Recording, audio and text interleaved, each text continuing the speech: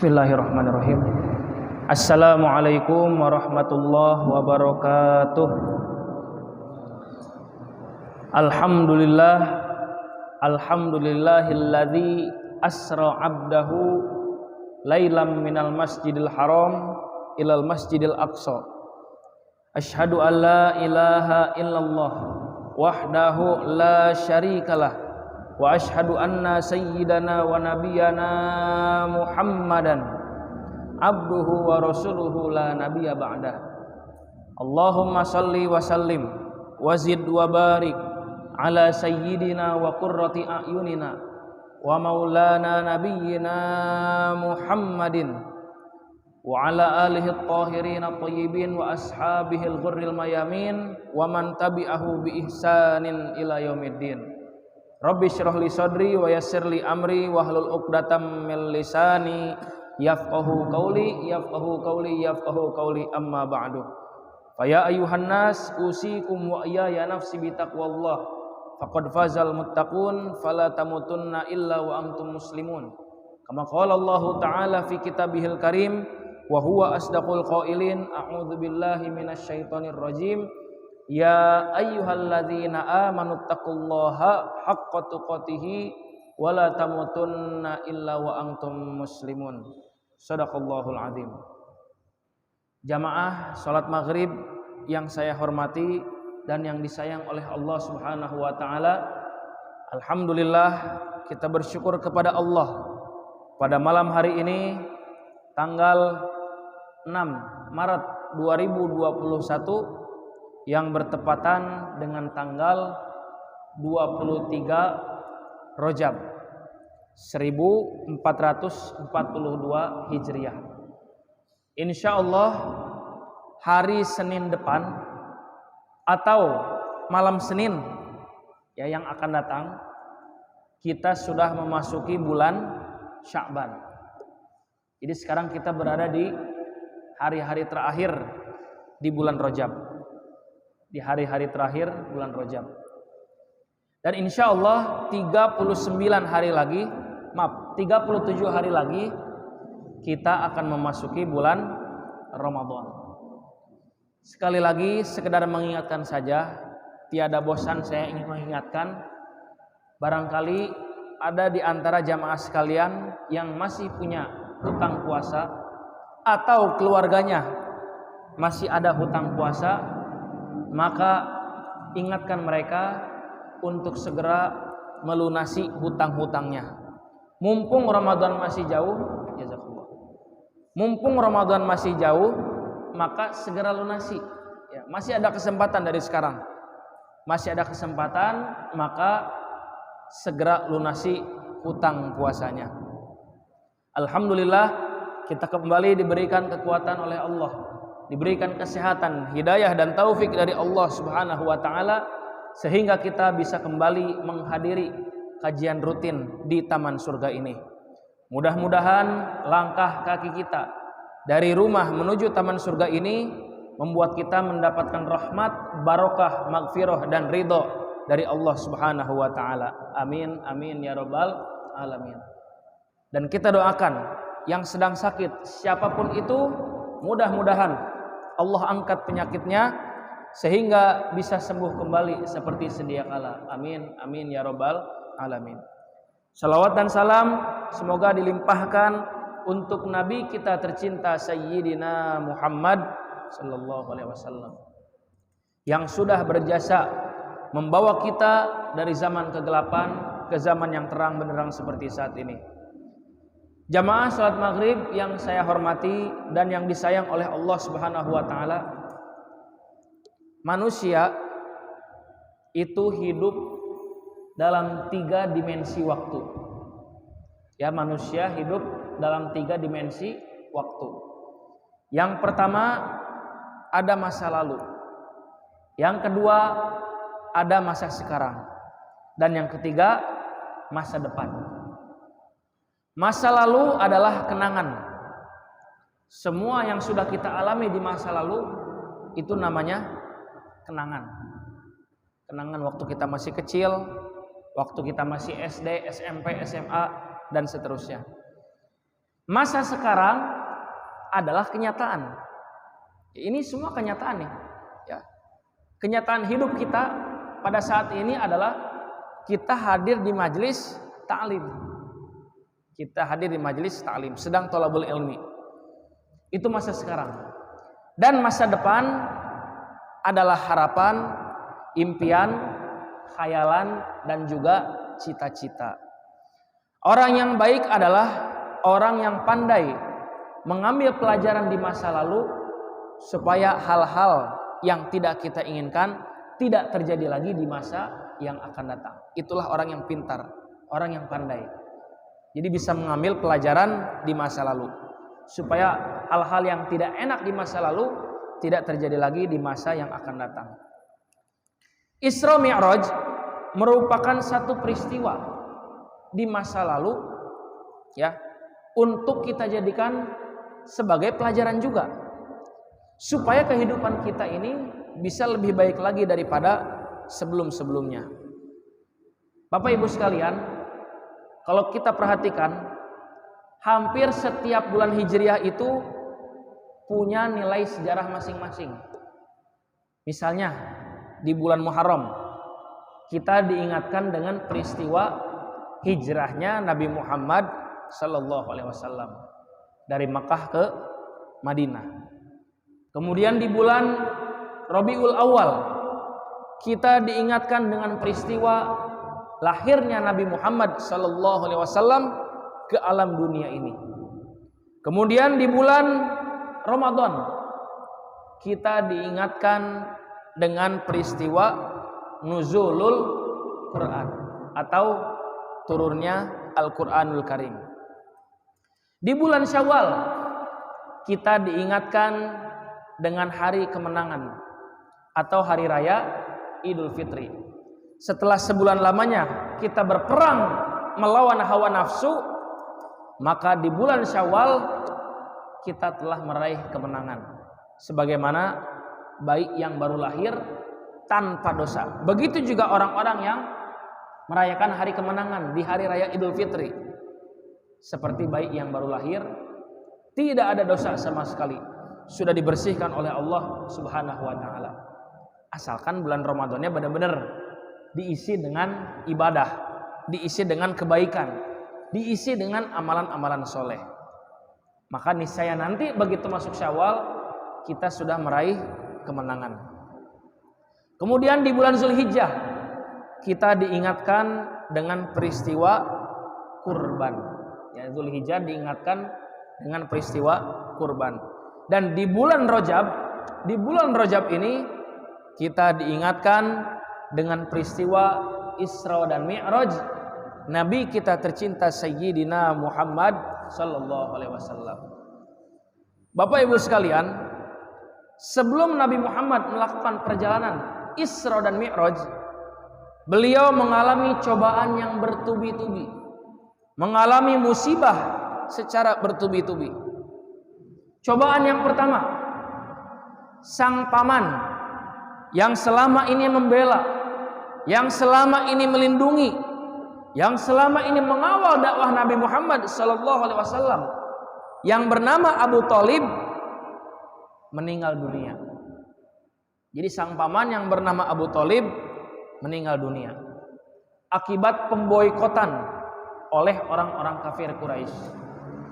Kemudian cobaan yang kedua, beberapa bulan setelah sang paman meninggal dunia, sang istri tercinta, istri pertama Nabi Muhammad SAW, yang selama ini menjadi pelipur lara Nabi. Jadi kalau Nabi lagi sedih, inilah yang selalu menghiburnya.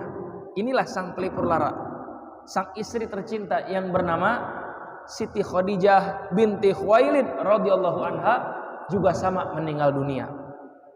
Ini juga sama akibat pemboikotan oleh orang-orang kafir Quraisy. Jadi waktu itu Bani Hashim, keluarga Nabi Muhammad SAW, diboikot oleh orang-orang kafir Quraisy. Karena mereka kesal sama Nabi, Islam sudah tersebar kemana-mana. Akhirnya diboikot. Sehingga Abu Thalib dan Siti Khadijah radhiyallahu anha meninggal dunia. Itu cobaan yang kedua. Tadi cobaan yang pertama pamannya meninggal. Cobaan yang kedua istrinya meninggal. Cobaan yang ketiga adalah setelah paman dan istrinya meninggal dunia, maka gangguan dari orang-orang kafir Quraisy semakin dahsyat. Gangguan dari orang-orang kafir Quraisy semakin parah, ya, semakin dahsyat, semakin parah. Mereka memanfaatkan kesempatan itu untuk semakin menyakiti, untuk semakin mengintimidasi Nabi Muhammad SAW, sehingga akhirnya Nabi mau tidak mau harus hijrah ke Taif. Ya, Nabi harus hijrah ke Taif, kota Taif. Jadi kota Taif itu dari Mekah, ya kalau sekarang mungkin 2 jam 3 jam pakai mobil. Dulu belum ada kendaraan, itu kurang lebih sekitar 3 hari dari kota Mekah ke kota Taif. Lumayan cukup jauh. Ya mungkin sekitar 50 km lah. 50 sampai 60 km. Jauh dari Mekah. Nah, akhirnya Nabi terpaksa harus hijrah ke Taif. Nabi hijrah ke kota Taif dengan harapan akan mendapatkan lingkungan yang baru yang bisa menerima dakwahnya. Akan tetapi begitu Nabi hijrah ke Taif, ternyata Nabi bukan disambut dengan makanan. Nabi bukan disambut dengan minuman, ya, bukan dengan makanan yang enak, bukan dengan minuman yang enak. Justru Nabi segalanya tidak sesuai dengan harapan. Beliau dilempari batu sampai berdarah-darah dan dilemparin kotoran hewan. Jadi bisa dibayangkan oleh Bapak Ibu sekalian, Nabi Muhammad pergi dari Mekah ke Taif. Kondisi lelah, capek, sedih, habis ditinggal oleh 2 orang tercintanya. Dalam kondisi seperti itu, Nabi pergi ke Taif bukan disambut oleh makanan, bukan disuguhin makanan, minuman. Kan harusnya begitu ya. Ada tamu datang dari jauh, disuguhin makanan, disuguhin kue, disuguhin minuman. Ini enggak. Nabi dalam kondisi capek, sedih, malah dilemparin batu sampai berdarah-darah, ya. Dan dakwah beliau di Taif sama seperti di Mekah, tidak diterima, ditolak mentah-mentah dakwahnya, ya. Jadi luar biasa, dalam kondisi capek, lelah, sedih, malah disambut dengan lemparan batu. Dan nggak sampai di situ, orang-orang Taif memprovokasi orang-orang Mekah, penduduk Mekah, memprovokasi penduduk Mekah supaya menolak kedatangan Nabi Muhammad SAW kalau Nabi pulang ke Mekah. Jadi diprovokasi sama orang-orang Taif. Jangan terima Muhammad kalau dia kembali ke Mekah. Jangan diterima. Coba sudah di Taif dizalimi, mau kembali ke Mekah susah. Meskipun pada akhirnya Nabi bisa kembali ke Mekah, bisa pulang ke Mekah. Tapi luar biasa ini cobaan yang bertubi-tubi. Makanya tahun tersebut disebut dengan Amul Huzni. Amul Huzni itu artinya tahun kesedihan Nabi Muhammad SAW. Jadi memang Nabi sangat sedih saat itu. Pamannya meninggal, istrinya meninggal, gangguan dari orang-orang kafir Quraisy Mekah semakin parah. Hijrah ke Taif bukan diterima lagi, malah dilemparin batu sampai berdarah-darah. Mau pulang ke Mekah susah lagi, meskipun pada akhirnya bisa pulang ke Mekah. Dalam kondisi seperti itu, Allah Subhanahu wa taala berfirman di surat Al-Insyirah, surat ke-94, surat Al-Nasrah ayat 5 dan 6. Allah berfirman, a'udzubillahi minasyaitonir rajim, fa inna ma'al usri yusra. Kata Allah, sesungguhnya setelah kesulitan itu akan ada kemudahan. Setelah kesulitan akan ada kemudahan. Dan setelah kesedihan pasti ada kebahagiaan. Itu maksudnya. Kemudian Allah pertegas lagi di ayat selanjutnya, inna ma'al usri yusra. Jangan khawatir, kata Allah. Sungguh setelah kesulitan itu akan ada kemudahan. Setelah kesedihan akan ada kebahagiaan. Nah, jadi dalam kondisi seperti itu Allah berfirman dan Allah hibur Nabi Muhammad sallallahu alaihi wasallam. Allah ajak Nabi Muhammad jalan-jalan. Supaya apa? Supaya Nabi Muhammad tidak sedih lagi. Nabi Muhammad kembali ceria dan semangat lagi berdakwahnya. Karena walau bagaimanapun Nabi Muhammad juga sama Pak dengan kita. Sama seperti kita, sama-sama manusia. Ada kalanya senang, ada kalanya sedih. Ada kalanya mentalnya down, ada kalanya mentalnya lagi naik. Ya sama seperti kita. Makanya oleh Allah dihibur. Nabi Muhammad dihibur dengan cara diajak jalan-jalan. Tapi ini bukan jalan-jalan tepara ruguh jika urang. Ya, bukan jalan-jalan tidak jelas. Ini adalah jalan-jalan ruhani. Jalan-jalan ruhani yang biasa disebut dengan Isra dan Mi'raj. Allah memperjalankan Nabi Muhammad sallallahu alaihi wasallam. Isra dan Mi'raj ini terdiri dari dua kata. Isra, Mi'raj. Apa itu Isra? Secara bahasa berasal dari kata asra yusri atau saro yasri, yang artinya perjalanan di malam hari. Perjalanan di malam hari. Berarti sudah jelas. Kalau pakai kata saro yasri, ini sudah pasti perginya di malam hari. Ya, saro yasri. Kalau perjalanannya di waktu pagi, siang dan sore atau umum lah ya. Dalam bahasa Arab disebut tamasya. Tamasya ya tamasya. Jadi tamasya berasal dari bahasa Arab, bukan bahasa kita ya, bahasa Arab. Jadi tamasya ya tamasya. Itu perjalanannya umum. Bisa pagi, bisa siang, bisa sore, bisa juga malam. Tapi khusus saro yasri ini khusus di malam hari. Itu secara bahasa.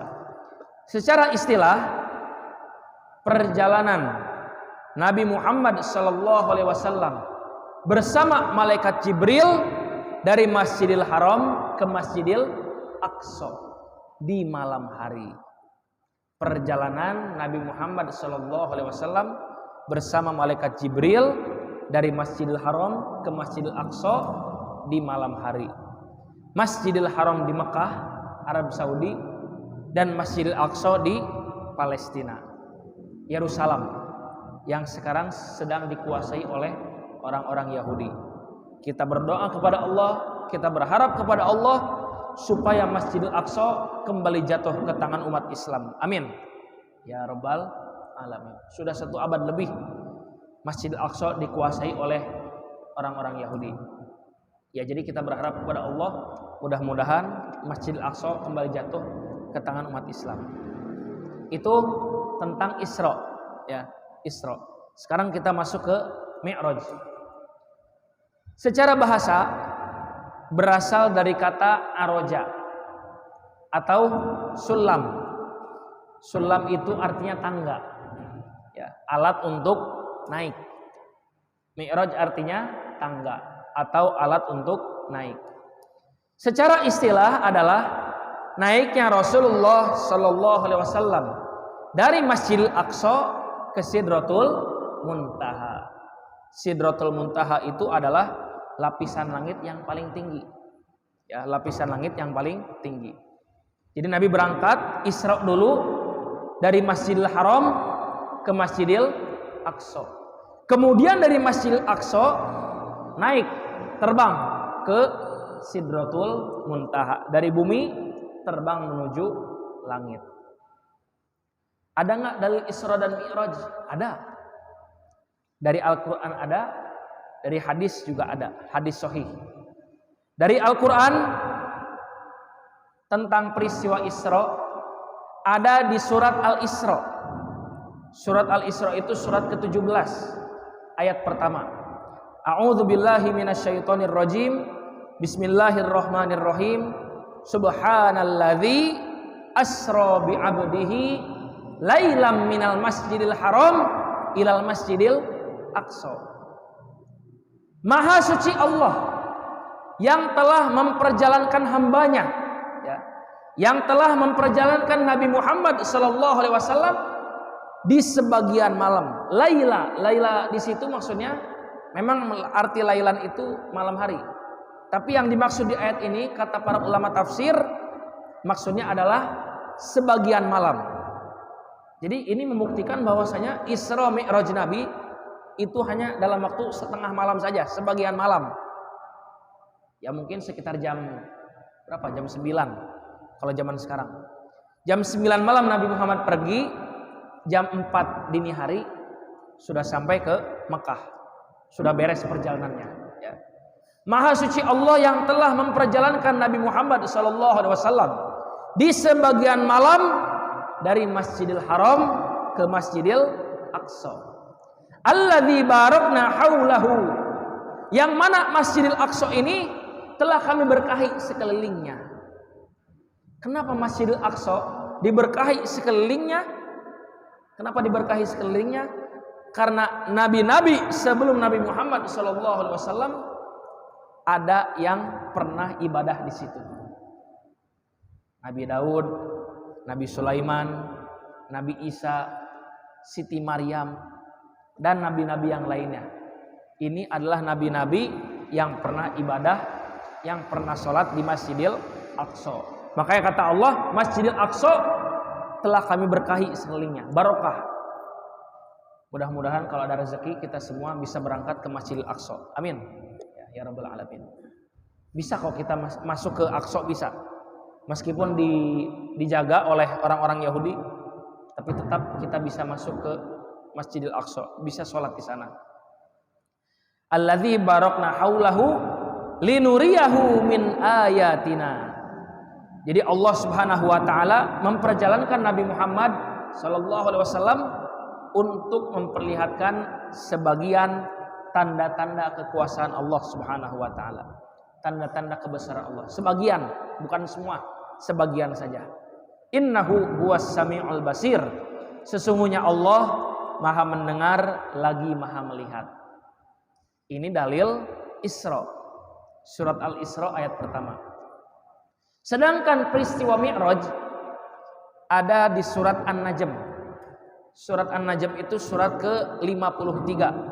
Dari ayat pertama sampai ayat 18. Ayat pertama bunyinya wan najmi idza hawa. Sampai ayat 18 itu bunyinya laqad ra'a min ayati rabbihil kubra. Ya, jadi dari Isra di surat Al-Isra ayat pertama, kemudian dari Mi'raj ada di surat An-Najm dari ayat pertama sampai 18. Itu dari Al-Qur'an. Dari hadis-hadis yang sahih juga ada, ya. Hadis sahih riwayat Bukhari dan Muslim. Dengan siapa Nabi Muhammad pergi dan pakai apa? Nabi Muhammad pergi seperti yang tadi saya sampaikan, ditemani oleh malaikat Jibril dengan menunggangi hewan buruk. Apa itu buruk? Buruk itu sejenis hewan yang ukurannya itu lebih besar dari keledai. Keledai mungkin di Indonesia jarang ya, tapi di kebun binatang ada. Intinya lebih besar dari keledai, lebih kecil dari kuda. Itu ukuran buruk.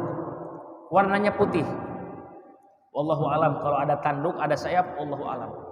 Yang jelas di hadis dikatakan buruk itu warnanya putih, kemudian ukurannya lebih kecil dari kuda, lebih besar dari keledai. Yang mana hewan ini sangat cepat larinya. Buruk diambil dari kata barkun. Barkun itu artinya kilat. Maka hewan ini sangat cepat, secepat kilat. Dari Masjidil Haram tahu-tahu sudah nyampe ke Masjidil Aqsa dalam waktu sekejap saja. Sekedip mata. Nah, dalam waktu sekedip mata sudah tiba di Masjidil Aqsa. Wallahu alam ya, kayak tanduk sayap. Wallahu alam, dalil hadis Nabi tidak menceritakan itu. Nabi Muhammad berangkat dari Mekah ke Palestina dari Masjidil Haram ke Masjidil Aqsa. Begitu sampai di Masjidil Aqsa, Nabi diperintahkan oleh Allah Subhanahu wa taala untuk sholat 2 rakaat. Sholat 2 rakaat mengimami 124.000 arwah nabi-nabi dari Nabi Adam sampai Nabi Isa alaihi salam. Jadi jumlah nabi dan rasul kurang lebih ada 124.000. Namun yang wajib diketahui cuma ada 25 saja. Ya, dari Nabi Adam sampai Nabi Muhammad yang wajib diketahui ada 25 nabi. 25 nabi. Nah, jadi Nabi Muhammad diperintahkan oleh Allah sholat 2 rakaat mengimami arwah. Kenapa saya katakan arwah? Karena nabi-nabi sudah pada meninggal. Sehingga kata Allah, sholat 2 rakaat mengimami 124.000 arwah nabi-nabi. Beres Nabi sholat, Nabi Mi'raj, Nabi naik dari Masjidil Aqsa ke Sidratul Muntaha, lapisan langit yang paling tinggi. Nabi naik pertama ke langit pertama dulu. Kan langit itu ada 7 lapis ya. Ada 7 lapis. Nabi naik ke langit pertama. Begitu sampai di langit pertama, kata penjaga langit pertama, "Man fil kharij?" Siapa di luar? Malaikat Jibril mengatakan, "Ana wa Muhammad Rasulullah sallallahu alaihi wasallam." Ana Jibril wa Muhammad sallallahu alaihi wasallam. Dibukakan pintu langit pertama. Disitulah Nabi Muhammad bertemu dengan Nabi Adam alaihi salam. Bertemu dengan Nabi Adam, kemudian didoakan oleh Nabi Adam alaihi salam. Ini yang saya maksud arwahnya ya, arwahnya. Beres di langit pertama, naik ke langit kedua. Begitu naik ke langit kedua, bertemu dengan 2 nabi. Bertemu dengan Nabi Isa alaihi salam dan Nabi Yahya alaihi salam. Sama, begitu naik ke langit kedua ditanya dulu, "Man fil kharij?" Siapa di luar? Kata malaikat Jibril, "Ana Jibril wa Muhammad sallallahu alaihi wasallam." Dibukakan, bertemu Nabi Isa, bertemu dengan Nabi Yahya. Sama, di situ juga didoakan oleh Nabi Isa dan Nabi Yahya. Naik ke langit ketiga, sama seperti tadi, ditanya sama penjaga. Kemudian dijawab, "Ana Jibril wa Rasulullah sallallahu alaihi wasallam." Dibukakan pintu, di situ bertemu dengan Nabi Yusuf alaihi salam. Begitu bertemu dengan Nabi Yusuf, kata Nabi Yusuf, "Aku ini, ketampananku ini cuma separuhnya dari ketampanan engkau. Ketampananku ini cuma separuhnya dari ketampanan engkau." Berarti Nabi Muhammad sama Nabi Yusuf lebih ganteng Nabi Muhammad. Nabi Muhammad lebih ganteng daripada Nabi Yusuf. Ini pengakuan Nabi Yusuf sendiri, dalam hadis dikatakan begitu. Jadi Nabi Yusuf itu kegantengannya cuma separuh Nabi Muhammad. Ya, cuma separuhnya. Cuma memang tidak begitu diberitakan ya, diceritakan bahwa Nabi Muhammad ini sangat ganteng, enggak. Dan juga Nabi Muhammad tidak ada kasus. Beda dengan Nabi Yusuf alaihi salam. Ada kasus. Ya, kasusnya adalah ketika Nabi Yusuf membawa buah-buahan, ya, Nabi Yusuf membawa buah-buahan yang mana di situ ada beberapa wanita-wanita sedang mengupas apel. Sedang mengupas apel. Begitu Nabi Yusuf lewat, maka yang dikupas bukan apel. Nah, yang dikupas adalah tangannya. Saking terpukaunya dengan Nabi Yusuf alaihi salam. Dan juga dengan istri raja. Istri raja ini berusaha ingin memperkosa Nabi Yusuf. Bukan Nabi Yusuf yang ingin perkosa, bukan. Istri raja yang ingin, istri pembesar Mesir maksudnya. Yang terkenal disebut dengan Zulaikha. Istri raja pembesar Mesir ini yang bernama Zulaikha, karena melihat ketampanan Nabi Yusuf, dia ingin memperkosa Nabi Yusuf alaihi salam. Nah, jadi kalau Nabi Yusuf memang ada kisah, ada kasusnya gitu. Meskipun ini kasusnya dibuat-buat, tapi Nabi Muhammad SAW tidak ada kasus apa-apa, tidak ada, ya biasa saja. Nah, langit ketiga bertemu dengan Nabi Yusuf. Kemudian naik ke langit keempat, sama ini juga ditanya dulu. Kemudian di sana bertemu dengan Nabi Idris alaihi salam. Naik ke langit kelima, bertemu dengan saudaranya Nabi Musa, yaitu Nabi Harun alaihi salam. Naik ke langit keenam, bertemu dengan Nabi Musa alaihi salam. Itu juga sama ya, tetap ditanya dulu sama penjaga pintu langitnya. Ditanya. Langit ke-6 bertemu Nabi Musa, kemudian naik lagi ke langit ke-7. Di langit ke-7 bertemu dengan Nabi Ibrahim alaihi salam. Setelah bertemu dengan Nabi Ibrahim, Nabi naik lagi ke Sidratul Muntaha. Di sanalah Nabi Muhammad bertemu dengan Allah Subhanahu wa taala. Setelah bertemu dengan Allah, Allah memberikan perintah kepada Nabi Muhammad SAW, perintah ibadah salat 50 waktu. Salat 50 waktu. Begitu Nabi mendapatkan perintah itu, ya sudah Nabi terima. Nabi terima. Belum ada diskon ya, belum waktu itu. Belum ada pengurangan salat. Setelah menerima perintah salat, di situ Nabi diperlihatkan surga. Ya, diperlihatkan surga beserta penduduknya. Nanti di situ dijelaskan. Penduduk surga ini adalah orang-orang yang rajin sholat, orang-orang yang kesehariannya banyak berbuat kebaikan, maka dia layak masuk ke dalam surga. Beres melihat surga, beliau melihat neraka. Begitu melihat neraka, Nabi diperlihatkan tentang neraka dan penduduknya. Di situ banyak orang-orang yang malas sholat, orang-orang yang tidak mau membayar zakat, orang-orang kafir. Termasuk Nabi juga di situ melihat wanita-wanita yang suka mengumbar auratnya. Setelah Nabi melihat surga dan neraka, Nabi akhirnya beres ya. Melihat surga dan neraka beres, akhirnya Nabi turun dari Sidratul Muntaha ke bumi. Namun begitu turun, bertemu dengan Nabi Musa alaihi salam. Bertemu dengan Nabi Musa, kata Nabi Musa, "Wahai Rasulullah, wahai Muhammad, aku ini pengalaman. Aku punya umat susah diatur. Aku cuma ingin ngasih tahu, mintalah keringanan kepada Allah." Ini kan tadi nerima salat 50 waktu. Mintalah keringanan kepada Allah supaya dikurangi salatnya. Akhirnya Nabi Muhammad menerima saran Nabi Musa. Nabi Muhammad balik lagi bertemu dengan Allah Subhanahu wa taala. Nabi Muhammad dengan perasaan malu, dengan perasaan yang enggak enak kepada Allah Subhanahu wa taala.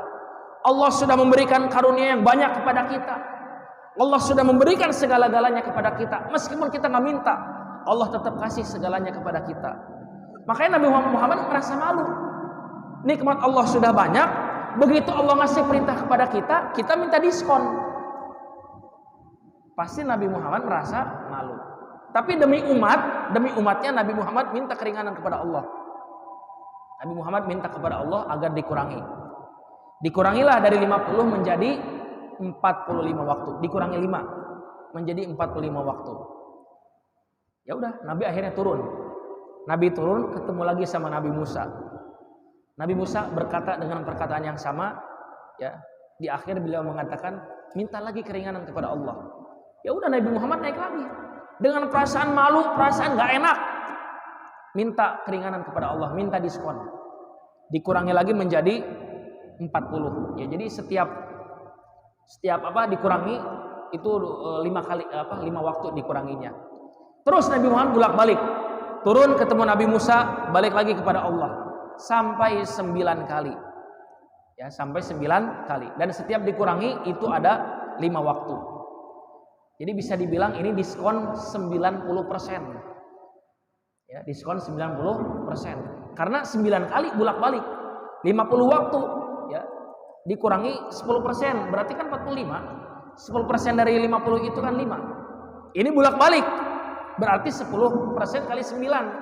90%. Akhirnya singkat cerita, dapatlah sholat itu menjadi 5 waktu berkat kasih sayang Allah Subhanahu wa taala. Memang Allah juga tahu, ya, Allah tahu kita nggak bakal bisa melakukan sholat 5 waktu. Allah sudah tahu. Makanya Allah kurangi menjadi 5 waktu. Inilah kasih sayang Allah kepada kita. Allah ingin menunjukkan kasih sayangnya kepada kita. Yang tadinya Allah pengen ngasih 50, udah kata Allah cukup 5 saja. Dan 5 pun mohon maaf, masih banyak orang-orang yang lalai mengerjakannya. Masih banyak orang-orang yang malas mengerjakannya. Lalu bagaimana kisahnya setelah itu? Insya Allah nanti akan kita bahas lagi pada pertemuan yang akan datang. Nanti Nabi pulang ke bumi, bagaimana reaksi penduduk Mekah, ya, dan nanti apa saja pelajaran-pelajaran yang bisa kita ambil dari peristiwa Isra Mi'raj ini akan kita bahas di pertemuan yang akan datang. Hanya itu yang bisa disampaikan, kurang lebihnya mohon maaf. Kalau ada kata-kata yang baik itu dari Allah Subhanahu wa taala. Kalau ada kata-kata yang tidak baik dari saya pribadi. Sekian, wabillahi taufiq wal hidayah war ridha wal inayah. Syukran katsiran ala husni itimamikum.